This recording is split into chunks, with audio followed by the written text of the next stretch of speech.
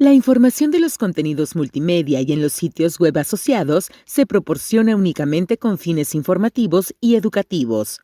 La información no debe de interpretarse como un consejo comercial o de inversión por parte de Black Bull Advisors ni de sus colaboradores, y no pretende ser una solicitud o recomendación para comprar, vender o mantener ninguna posición en ninguno de los activos o mercados financieros mencionados. ¿Qué tal a todos? ¿Cómo están? Bienvenidos al Market Overview. Tenemos el día de hoy mercados positivos, por fin, después de varias sesiones que han estado bastante volátiles y evidentemente con sesgo bajista. Podemos apreciar que el día de hoy tenemos al Nasdaq liderando las ganancias, lo tenemos cerca del 2%. ¿Puedes bajar el volumen este? Y los demás índices también están positivos. Tenemos al S&P 500 más 1.90, el Russell más 1% y el Dow más 1.80. El tipo de cambio retrocediendo un poco, el dólar contra el peso, menos 0.32, se ubica en 20.84 pesos por dólar. Tuvo un rebote fuerte en pocas sesiones, realmente lo que llevaba de ganado en el año el peso contra el dólar, pues lo evaporó en pocas sesiones. Mañana es un día muy relevante. Esta es la semana más importante para el mercado, porque mañana pues se va a dar a conocer la decisión de política monetaria de la Fed, y ya todos sabemos que va a subir la tasa de interés Jerome Powell, la va a subir 0.25%, pero lo importante va a ser qué implicaciones, qué interpretación tiene él sobre lo que avisora para la economía de Estados Unidos y pues por supuesto para la economía global. Como podemos apreciar, pues bueno, tenemos en lo que va del año el Dow más defensivo, menos 8% contra un casi menos 20% del Nasdaq, menos 19%. Y vamos a pasar precisamente con los year to dates de los demás instrumentos. S&P menos 11.6, Nasdaq menos 19, Dow menos 8, IWM, que es el Russell 2000, menos 14. Las microcaps menos 13, el VIX más 86, la semana pasada hablábamos que estaba arriba del 100%, entonces ha retrocedido un poco la volatilidad, más 86% aún así de year to date. El West Texas Intermediate del petróleo, increíble, pero el petróleo llegó a estar arriba del 20 y tantos % en este mes, y ahorita ya está negativo en lo que va de marzo, aún así acumula 26% de ganancia en lo que va del año. El dólar index 3% positivo, el dólar contra el peso más 1.75, renta variable mexicana en dólares menos 1.91, en pesos básicamente tablas. El IPC ha mostrado mucha fortaleza, pues comparativamente con sus pares en Estados Unidos, tablas 0.12% el IPC, TLT, que son los bonos, menos 9%, el oro, ahora sí ha servido como activo refugio en esta volatilidad, 6.6%, y el Bitcoin pues también presentando pérdidas, muy en línea con los índices, vean, de hecho muy en línea con el Russell 2000, menos 14% en lo que va del año. Y esta es la agenda económica, y como les comentaba, pues bueno, lo más importante es lo que tiene que ver con el día de mañana. Mañana, vean, está comunicado del FOMC y el anuncio de decisión de política monetaria por parte de la Fed, y se espera que le incremente de un rango de 0 a 0.25, que le incremente ahora de un rango de 0.25 a 0.50, que le incremente 25 puntos base o 0.25%. Eso habría que resaltarlo como lo más importante. Evidentemente tenemos el jueves lo de las peticiones de subsidio por desempleo, y luego tenemos indicadores de ventas de viviendas en Estados Unidos del mes de febrero, que va a ser el día viernes a las 8 de la mañana. Y justo ayer que fue una sesión negativa para todos los índices, pues también, pues ahora sí que cuando se acumulan las noticias negativas, parece que llueve sobre mojado, porque surgió una nota respecto a China, que están resurgiendo los casos de COVID allá. Y a consecuencia el gobierno ha mandado aislamiento, a confinamiento a la gente, y se han cerrado algunas empresas. Vean, China vuelve al confinamiento masivo, se registraron un aumento repentino en Xilin durante el fin de semana pasado. Ya llevan 8.531 casos activos en el país, que pues bueno, no, aparentemente pues no es algo tan relevante, pues porque pues China sabemos que es un monstruo en cuanto a población, pero sí es la cifra más grande desde marzo de 2020. 100 casos de estos 8.500 son atribuidos a visitantes o viajeros extranjeros. Shenzhen, la mayor ciudad industrial de la provincia de Guangdong, ordenó a las empresas no esenciales suspender sus actividades hasta el 20 de marzo, y con esto 17 millones de personas han sido confinadas, obligando el cierre de empresas como Foxconn, uno de los fabricantes de productos electrónicos más grandes del mundo y proveedor de Apple y de Samsung. Y vean que el día de ayer del sector tecnológico fue el que arrastró al mercado, el Nasdaq arrastró al mercado, principalmente porque Apple fue muy castigada, y esto debido a esta noticia precisamente que le afectó este tema de la pandemia a uno de sus proveedores más importantes en China, y pues por ende afectaron los títulos o los papeles de la empresa de la manzana allá en Estados Unidos. La Fed y la inflación para el día de mañana, y aquí este hombre Jerome Powell, que es el líder de la Fed, es el que todos vamos a estar atentos a ver qué es lo que declara.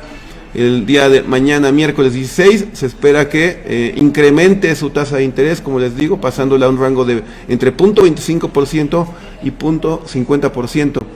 Además, se espera que anuncie sus pronósticos o sus expectativas respecto a las tasas de interés, a la inflación y por supuesto a la economía, porque ahorita ya hay diversos analistas que están hablando sobre una posible recesión a nivel mundial. Algunos lo anticipan para este año, otros lo dicen que para el siguiente año. Entonces este conflicto de Rusia y Ucrania y esta inflación tan alta y demás, habrá que ver cómo lo incorpora en sus pronósticos la Fed. Además, va a terminar por fin con el programa de recompra de activos, este programa masivo, este quantitative easing que implementó a partir de la pandemia del 2020, pues implementó el tapering, que es para efectos de ir reduciendo esas compras masivas, y de estos 16 billions que todavía sigue comprando mensualmente, ya va a terminar con esa parte también. Entonces ya no va a estar inyectando esa liquidez extra que empezó a inyectar a partir de la pandemia. Dice, algunos analistas consideran que la pregunta más importante será sobre la situación del país a mediados de 2023, pues lo que les comento, la expectativa sobre la economía, como la vea la Fed, eso va a ser algo muy, muy relevante para el mercado. Y básicamente, ¿qué probabilidad se tiene de que suba las tasas de interés? Básicamente 100%, es 100% probable. La Fed lo ha venido manejando de una manera, pues consideramos adecuada, porque ha venido preparando con anticipación al mercado, ha venido diciendo que pues ya sería momento y demás, y no es algo como inesperado, que eso es lo que evidentemente odia el mercado. Pero además, también la última aparición de Powell, él dijo que sería oportuno subirla a 25 puntos base. Entonces ahorita las probabilidades apuntan a un 98% de que la suba 25 puntos base, que es lo que todo el mundo espera. Y había sido la proyección respecto a los miembros de la Fed, respecto a cómo iban a elevar la tasa a lo largo del tiempo. Vean, por ejemplo, el pronóstico es que para 2022, para este año, termine en un rango de entre 0.75 y 1% la tasa de interés, y que así la vayan normalizando, la vayan incrementando ya para 2023 y 2024. Sin embargo, pues ahorita con esta situación de Ucrania y con esta situación de los commodities y demás, pues habrá que ver si cambian esos pronósticos en cuanto a la alza en tasas. Y vean, la inflación, pues la inflación es un tema que le compete mucho a la Fed y a todos los bancos centrales alrededor del mundo. Vean, la inflación, casi 8% fue el último dato que se dio a conocer de Estados Unidos, y ya aún excluyendo el precio de la energía y los alimentos, que pues han sido los de los más volátiles, aún así la inflación 6.4%, muy muy alta. Y vean desde cuándo, aún a niveles superiores a los 90, vean que es una inflación realmente pues muy alta en Estados Unidos y a nivel mundial. El otro tema es las empresas que salieron de Rusia, ahora con todas estas sanciones que de manera conjunta y ordenada han implementado Estados Unidos con todos sus aliados. Pues muchas empresas transnacionales, inclusive mexicanas como Bimbo, han salido de Rusia. Y vean, ¿cuál es el efecto? Vean, 300 empresas que salen de Rusia en forma de sanción, incrementándolas, conforme se va incrementando la invasión en Ucrania, y se estima que más de 150,000 personas queden desempleadas para finales de marzo allá en Rusia, que se estima que haya un incremento todavía pues mayor de los precios derivado de estos cierres, que se estima que incremente entre un 10 y un 15% para el primer trimestre del 2022, y por supuesto una afectación directa al Producto Interno Bruto, a la economía de Rusia. Rusia, por supuesto, pues ya está en riesgos muy altos de una recesión provocada por todas estas sanciones. Por su parte, la Unión Europea acordó con el G7 un nuevo paquete de sanciones que integran la cancelación de compras de hierro y de acero y otras materias primas. Y recordemos que el presidente Joe Biden ya había determinado que iban a prohibir también la compra de petróleo a Rusia. El presidente Vladimir Putin aseguró que Rusia tiene toda la capacidad para gestionar las empresas extranjeras que han abandonado su territorio. El Ministerio de Economía ha esbozado nuevas políticas para tomar control temporal de las empresas que se marchen cuando la propiedad extranjera supere el 25%. Entonces, pues bueno, Rusia haciendo lo que puede, tratando de defender su economía, pero bueno, evidentemente la afectación va a ser bastante fuerte. Ya se quedaron sin muchos de los placeres como McDonald's, Coca-Cola, vean, sin Nike. O sea, en realidad pues es una afectación bastante importante a su economía. Han venido con diferentes reuniones como en búsqueda de lograr algún acuerdo, tanto el grupo que representa a Rusia como el grupo que representa a Ucrania. Ya llevan cuatro rondas de negociación y no han logrado ningún resultado positivo. Ucrania dijo que no planeaba ceder ni un centímetro de territorio, entonces pues se mantienen cada quien en su postura. El impacto de la devaluación y el incremento de las tasas podría conducir a la economía rusa a un default, el primero desde el 98, cuando Lenin rechazó obligaciones del gobierno. El default del 98 culminó en una deuda para Rusia de 70,000 millones de dólares, y vean, Rusia tardó 12 años en poder recibir nuevamente calificación crediticia para poder solicitar un préstamo. ¿Y qué es lo que sucede? Pues todos estos emisores de deuda, que son los países también, así como las empresas, tienen cierta calificación crediticia, y esa calificación crediticia se va modificando, o sea, va empeorando o va mejorando conforme ellos van cumpliendo o no cumpliendo con sus obligaciones de pago.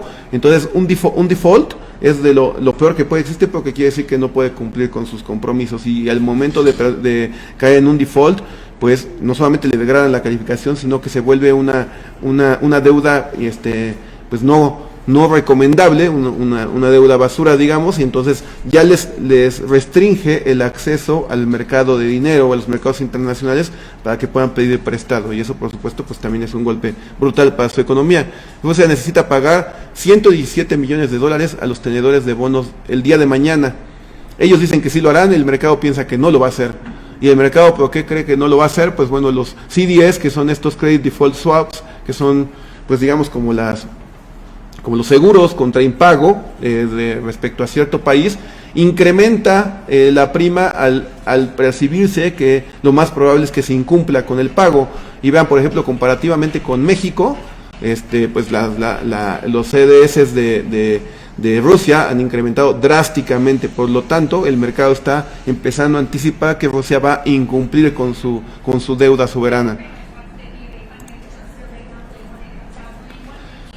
Finalmente, pues bueno, lo que platicábamos, que es la semana más importante del mes de marzo y posiblemente del año.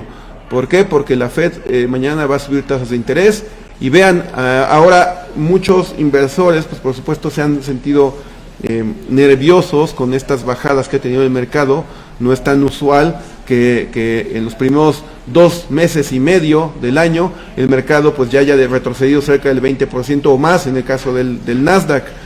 Pero vean, la estadística funciona, y la estadística pues nos sirve para también poder no solamente pensar que un acontecimiento es algo completamente aislado y algo que nunca ha pasado, sino para entender pues el comportamiento histórico, cíclico que tienen los mercados, y con base a eso pues poder tomar mejores decisiones, porque a razón de esto puedes tener una noción de la expectativa futura. Vean, por ejemplo, todos estos años, desde 1960 hasta el presente 2022, aquí vienen las caídas más fuertes, o los mínimos que llegó a ser en el año, desde su máximo en el año hasta su mínimo, cuánto llegó a retroceder el Standard & Poor's 500. Y vean, en promedio, las caídas que han tenido durante todos estos años ha sido del 8.6%, no, del 9.2%, perdón.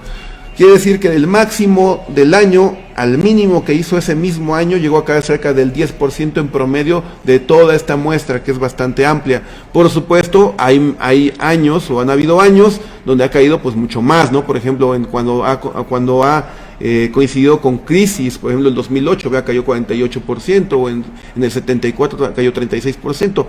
Pero independientemente de eso, en absolutamente todas las ocasiones, después de una caída tan fuerte, o después de llegar a esos promedios de caídas desde máximos hasta mínimos, siempre el mercado ha rebotado. ¿Cuánto ha rebotado en promedio? En promedio ha rebotado 17%. Y no necesariamente, y esto para cierre de año, pero no necesariamente quiere decir que en todos los años cerró positivo el mercado. En muchos de los años cerró negativo. Por ejemplo, en el 60, vean, 1960, llegó a caer 13%, 12.7%, y al final rebotó 9.7% y cerró el año -3 casi. O sea, es decir, cerró negativo aún así. Pero el rebote que tuvo pues fue básicamente del 10%. O por ejemplo, el otro caso vean el caso del 1970, llegó a caer hasta 25% y luego rebotó 24.8% y cerró básicamente tablas. Pero en general les digo, aunque no es generalizado que todos los años haya cerrado positivo, por supuesto, lo que sí es generalizado es que en todos los años, después de esas caídas que ha tenido de máximos a mínimos, ha rebotado. ¿Y cuánto ha rebotado?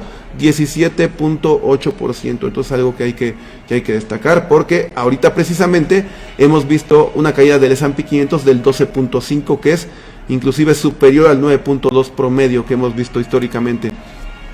Y vean, este año también tampoco es algo normal, porque también tiene cierta ciclicidad, porque es el año de midterm elections en Estados Unidos. Quiere decir que son de la mitad de gestión del gobierno del presidente Biden, que recordemos que es 4 años su periodo, ya lleva 2 años y ya hacen unas elecciones intermedias. Y en esos periodos de elecciones intermedias, el mercado también tiene un comportamiento, una ciclicidad determinada. Vean, en promedio de todos los años donde han habido elecciones intermedias, en promedio marzo es positivo, ha sido positivo más 1%. En esta ocasión, pues está negativo, evidentemente, pero venimos no solamente de marzo negativo, sino que también febrero y enero. Y eso es algo que no es común, en realidad no es común ver los primeros 3 meses de forma negativa. De hecho, de esta muestra que podemos destacar acá, el único año en el cual fue negativo enero, febrero y marzo fue en el 82, y posteriormente en abril tuvo un rebote importante. Pero vean, lo normal es que tenga 1 o 2 meses negativos dentro de estos primeros 3 meses, no como lo que estamos viendo ahora. Y vean, por ejemplo, la volatilidad, el VIX, el índice VIX, que se va midiendo en puntos, está arriba, está cercano a 31, y vean, sacando o comparando el desempeño que ha tenido en este año contra la ciclicidad que ha tenido históricamente, pues vean, está pues muy por arriba del promedio de los últimos 20 años. Es decir, la volatilidad que hemos presenciado en estos meses no es algo típico, no es algo normal. Anteriormente, a inicios de año, se temía también las valuaciones del mercado, es decir, decían que el mercado estaba caro por términos de valuación o de múltiplos, y era algo real. Vean, llegó a cotizar el S&P 500 pues por niveles cercanos a los 30, 32 más o menos, incluso cercanos a los 35 veces utilidades, lo cual los alejaba bastante de las valuaciones promedio que históricamente ha tenido. Ahora, con estas caídas, por supuesto, pues las valuaciones se empiezan a abaratar. Entonces el mercado no es que esté barato ahorita en términos de valuación, pero por lo menos ya está dentro del promedio histórico, ya no está caro. Otro acontecimiento muy importante para esta semana es el cuádruple Witching Day, porque este fin de semana, el día viernes, hay vencimiento de opciones y futuros sobre acciones y sobre índices.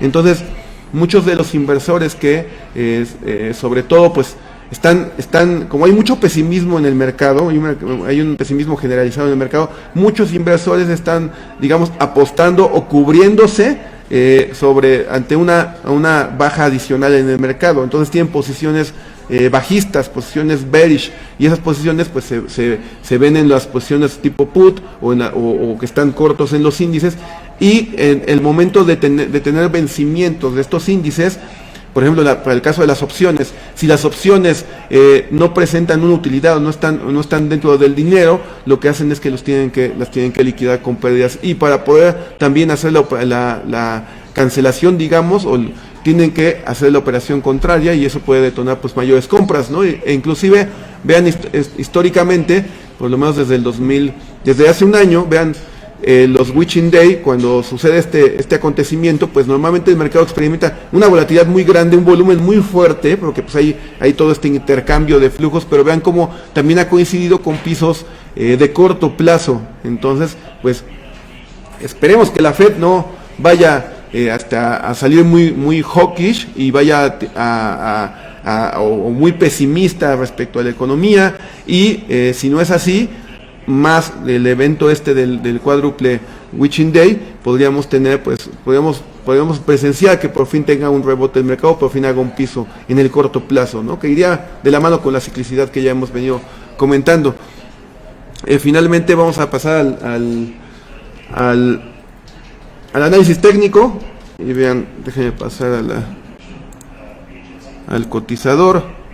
Bueno, acá estaba viendo aquí con los chicos el ETF de Rusia, vean qué desgracia los pobres rusos, vean, de hecho ya está suspendido, el RSX es el ETF para operar, o como que tienes como subyacente la bolsa de Moscú, pero vean cómo pues, el castigo brutal que ha tenido desde octubre, desde máximos, vean, cayó 85%, y la bolsa rusa está cerrada de plano, no hay operación por allá, pues nada más, o sea, la abrirían para que se siga desplomando, pero imagínense este acontecimiento tan brutal para los patrimonios de las personas que tienen su recurso en la bolsa de Moscú, ¿no? Es básicamente que erosionen el patrimonio por esta crisis.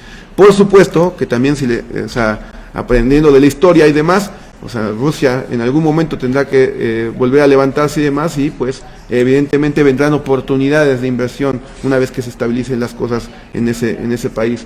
Por el momento, pues bueno, hay que mantenerse alejados. Y pues ya yendo al territorio americano, que es lo que más nos interesa a nosotros, vean el S&P 500, el futuro del S&P 500, muy importante que vaya recuperando estos niveles, esta media de exponencial de 8, porque vean cómo ha sido una resistencia muy clara para el mercado, 4.240. En realidad, la resistencia más relevante pues la tiene por acá de los 4.380, 4.400, o sea, hasta estos niveles todavía podríamos considerar que tal vez tuviese un rebote hasta estos niveles, y todavía podría mantenerse en esta tendencia bearish, en esta tendencia bajista. Habría que recuperar los 4.400 para que pudiésemos hablar de un cambio de tendencia, ¿no? Que es más o menos que lograse superar estos niveles de acá, lo cual sería pues muy positivo, y tampoco está descabellado, ¿no? Porque pues como ya platicamos hace un momento, pues el mercado viene de una tendencia muy bajista, y ya hay muchos indicadores que podrían dar indicios de que venga un rebote importante. El Nasdaq, vean, 3% está en máximos del día, básicamente. Este es el futuro del Nasdaq. También necesita recuperar la media de corto plazo, pero de igual forma que con el S&P 500 aún sigue con tendencia claramente bajista. Para el S&P 500 necesita recuperar 4.400 puntos y para el Nasdaq lo idóneo sería que recuperara los 14.000 puntos. Los 14.000 puntos serían como que algo muy muy positivo para el lado de los bulls, para el lado de los toros, porque pues podríamos hablar de un cambio de tendencia por lo menos en el corto plazo, pero hay que ver cómo reacciona mañana con la Fed. El Russell 2000, vean, más 1.37, no está rebotando tan fuerte como los otros índices, pero respetando este canal de acá, este canal este soporte en estos niveles cercanos a los 1910, 1900 puntos o 1900 bajos. Vean como acá cómo respetó estos niveles, sobre acá generó el soporte y está muy claro, muy marcado también la resistencia que tiene. Creo que ahorita lo que tenemos muy claro en general con todos los índices y todos los activos importantes son las zonas clave que tienen que superar, que son las resistencias, ¿no? Y vean, en el caso del Russell 2000, acá lo tiene muy claro también. Miren, 2100 puntos es la resistencia. Entonces, S&P 500 4.400, Nasdaq 14.000 puntos y el Russell 2.100 puntos. Son los niveles clave que tendría que recuperar el mercado para cambiar la tendencia de corto plazo. Y vean, el Dow Jones, el Dow también, pues el Dow ha estado más defensivo, le ayuda por un lado las industriales y por el otro lado los bancos, el componente de bancos que tiene, pues le ha ayudado a ser más defensivo que los demás, sobre todo que el Nasdaq. Pero el Dow también necesita recuperar estos 34.000 puntos, sería lo idóneo para poder cambiar también de tendencia. Tipo de cambio, tomándose un respiro, pero vean acá lo que les decía al principio. Después pues toda esta fortaleza aparente que tuvo el peso durante varias semanas, pues en cosa de una semana llegó a trepar hasta los 21.50, 21.47 y ahorita tomando un respiro. Vean, podría ser acá un throwback o podría venir a retestear acá un soporte por acá por estos niveles de 20.80, 20.70 por estos niveles de acá. Podría venir a retestear y pues aún así, si logra validar esa zona, pues podría volver a rebotar.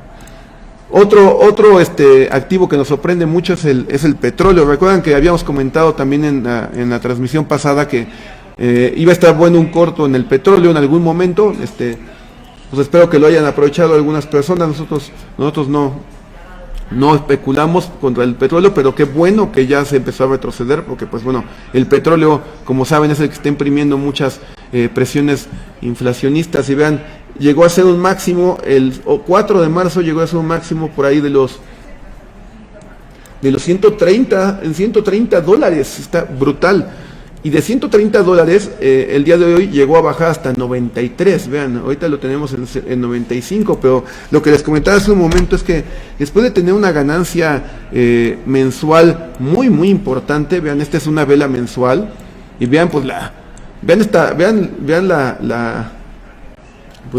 el pelo de la vela, vean cómo del cierre que había tenido el mes pasado para el máximo que logró este mes, llegó a subir 35% y ya borró completamente todo ese 35% que llevaba en estos primeros 15 días del mes, ya los borró y el día de hoy llegó a estar negativo en el mes. A ver cómo cierra, pero bueno, sin duda brutal el regreso del petróleo y pues en conjunto de todos los commodities. Y en el caso del VIX, pues el VIX, una buena noticia, mira, está debajo de 30 momentáneamente. Por ahí habíamos comentado sobre una estadística que salió en Twitter respecto a que pues normalmente cuando pasa muchos días o entre más días pasa arriba de 30, después cuando pierde nuevamente los 30, pues denota un piso en el mercado y empieza a rebotar el S&P 500. Entonces ahorita pues todavía no cierra la sesión, a punto de cerrar, estamos a 20 minutos de que cierre la sesión. Si no pasa nada extraordinario, pareciera ser que por fin podría cerrar debajo de los 30, lo cual sería una noticia muy positiva para el mercado, para el lado alcista, para los toros. A ver qué dice el líder de la Fed el día de mañana, Jerome Powell. ¿Tienes alguna pregunta de los amigos, Pablito? Sí, Beto Franco, en SPY hoy está dando una vela en Goldie, pero durante las últimas semanas hemos visto que cualquier análisis técnico que tenemos, una noticia o un anuncio de la Fed mueve el mercado y hay mucha volatilidad. ¿Qué decisiones de la Fed podrían darle un sentido positivo al mercado, ya que cualquiera de las decisiones que pudieran tomar trae consecuencias negativas. Sí, sí está complicado, mi Franco. Yo estoy totalmente de acuerdo contigo en lo, o sea, primero que nada en lo que dices de que, pues del análisis, cualquier análisis técnico o cualquier patrón que veamos de piso y demás, pues bueno, puede ser invalidado inmediatamente, pues por lo que diga la Fed, ¿no? Evidentemente, incluso con el conflicto de Ucrania, pues hemos visto como esos bullish engulfings o esos piercing lines o esas divergencias o soportes que se han tenido en el mercado, pues los rompe como mantequilla conforme va saliendo alguna noticia. Ahorita está complicada la labor de la Fed, porque por un lado, pues tiene que seguir combatiendo la inflación. Ya dijeron en ocasiones anteriores que pues ya no es transitoria la inflación, que se va a mantener. Incluso Janet Yellen dijo apenas que esperaba que se incrementara más. Entonces, pero por el otro lado saben ellos bien también que si son muy agresivos en la política monetaria, pueden meter en recesión al país, ¿no? Y recesión a nivel global, es algo que históricamente pasa, y por eso es que ya empiezan a descontar el mercado una recesión en este año o en el siguiente. Entonces, pues como siempre la Fed tiene que salir a dar un speech como de optimismo, pero como de precaución, y subir la tasa, pero no a un nivel tan fuerte, y o sea, es complicado en realidad la labor que debe hacer Jerome Powell. Yo creo que, y ahorita vamos a ver cuál es el efecto también en el mercado una vez que ya no está el tapering, ¿no? Una vez que ya está la recompra de los bonos que estaba haciendo mensualmente. Pero pues creo que también hay otros factores adicionales, como por ejemplo lo de las elecciones en Estados Unidos. Ahorita pues ahora sí que las preferencias en cuestión de los partidos de Estados Unidos ahorita pues van abajo los demócratas, y pues ya se especula que va a regresar Trump para el siguiente periodo, que lo cual es muy probable, y sobre todo pues ahorita como está viendo la situación con el mercado y con la crisis como lo está manejando Estados Unidos. Entonces, por otro lado también una cuestión política pues también lo tendría que orillar a que trate de impulsar un poco el mercado, pero pues sí, está complicada la situación, mi estimado Franco, en el sentido, no te podría responder bien qué es lo que tiene que decir Powell, porque yo creo que ni él lo tiene tan claro. A ver qué dice mañana. Y Eugenio, Oil and Bear Market. ¿Qué tal, mi Eugenio? ¿Cómo andas? Qué bueno que te uniste con nosotros. ¿Cuál dice? El petróleo. Vamos a ver el petróleo. Sí, el petróleo. Lo que comentaba mi Eugenio hace un momento, pues bueno, definitivamente creo que los 100 psicológicos eran el soporte relevante, ¿no? En el corto plazo. De hecho, vimos que se aceleró la caída el día de hoy, porque perdió precisamente esos niveles, porque el día de ayer me cerró por ahí de los 102, entonces perdió los 100 y se aceleró y llegó hasta los 93. Entonces, acorde a estos niveles de precios que tenemos aquí, pareciera ser que un nivel cercano a los 85 sería un soporte relevante. Digo, todavía estamos hablando de una caída adicional del 10%, pero bueno, después de la subida que ha presentado, creo que se lo puede echar en un día, mi estimado Eugenio. Pero en definitiva, pues bueno, como todos sabemos y como tú bien podrías apreciar también, pues la tendencia sigue siendo completamente alcista, y pues yo creo que ahorita como está, o sea, digo, entrar a corto, pues estás como a la mitad, ¿no? Y entrar a largo también estás como a la mitad, o sea, estás entre los 100 y los 90, 85, entonces creo que valía la pena mejor esperar. Si pudiste agarrar algún corto aquí encima de los 100, los 120, 130, pues muy, muy, muy bien, y pues creo que definitivamente ahí el nivel del trail tiene que ser pues precisamente los 100, que no recupere los 100, que se mantenga ahí para que siga la expectativa de bajista en el corto plazo. ¿Qué más, Pablito? Sí, Miguel Ángel Salgado, ¿qué opinan de las acciones chinas? Han tenido una baja importante, NIO, BABA. Sí, ¿qué tal, Miguel Ángel? Pues mira, los chinos les han pegado porque salieron a decir que les iban a proveer armamento a los rusos. Entonces pues ya se empieza a interpretar que después puedan implementar sanciones también contra los chinos, y pues bueno, ya se está anticipando el mercado. Checa el de KWEB, KW. ¿KW qué? ¿EB? Web, K-Web. K-Web. Es el Nasdaq chino. Ah, está brutal. Y ve el volumen. Está cañón. Ajá, pues este es el ETF de acá, ¿verdad? El ETF gringo. Sí. Sí, brutal. Mira el volumen. Está impresionante. ¿Cómo va en el year to date? De hecho está en mínimos históricos, ¿no? Sí, mínimos. Menos 38. Imagínate desde... Mira, Miguel Ángel, desde 2013 que enlistaron este ETF, el K-Web, que me dice Pablito que es el tecnológico chino, pues toda la subida que había tenido, o sea, abrió por ahí de los 22 y llegó hasta los 97, toda esa subida que le costó desde 2013, básicamente ya la borró, ya está en mínimos históricos, y pues bueno, o sea, digo, aparentemente por lo que vemos acá, pues estos niveles pues son coincidentes con pisos históricos, ¿no? Pero bueno, pues es complicado. Ya sabemos que luego se mete eso de cachar pisos, pues muchas veces cazar pisos es muchas veces como cachar cuchillos, ¿no? Y pues hay que tener cuidado. Baba, por ejemplo, pues también Baba le han pegado durísimo, mira. O sea, lo que llama la atención es el volumen tan fuerte que tiene,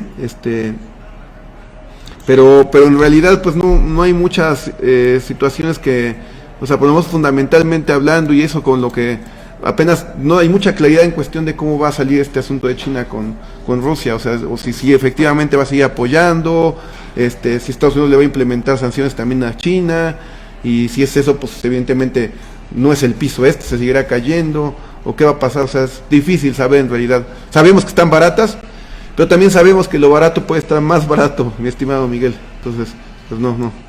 Estamos fuera de los chinos también. Nosotros seguimos, pues, firmes en cuestión de las posturas en Estados Unidos, ¿no?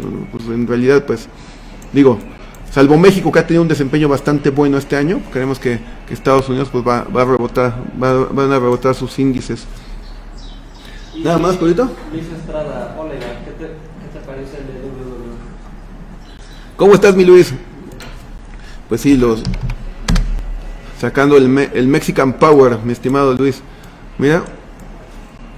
Y de hecho que este está más rezagado que el IPC, pues por el tipo de cambio, ¿no? Dijo el WW, ¿eh? Sí. Se ve bien, o sea, y además, pues ahorita con un rebote que tenga Wall Street, si fue fuerte durante la bajada de Wall Street y Wall Street hace piso y efectivamente rompe al alza o rebota, pues yo creo que el México pues puede tener un desempeño también muy favorable. Vean, aquí está muy clara la resistencia, los 49 medios es la resistencia del EWW, mi estimado Luis. Entonces estos niveles son completamente claros. Mira, de hecho está como de libro de texto, haciendo aquí un sándwich entre los 48.50 y los 49.50, está justamente ahí atorado. Y pues te digo, si las condiciones son favorables en Wall Street, creo que va a romper al alza. Entonces se ve bullish el EWW. ¿Nada más, Pablito? Sí, ¿verdad? Perfecto, amigos, muchas gracias por acompañarnos el día de hoy y qué bueno que participaron con sus preguntas.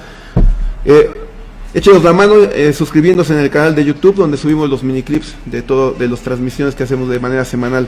Y hay que estar atentos el día de mañana. Les deseamos que tengan un buen día y excelentes trades, que cierren positivos la semana y el mes. Saludos.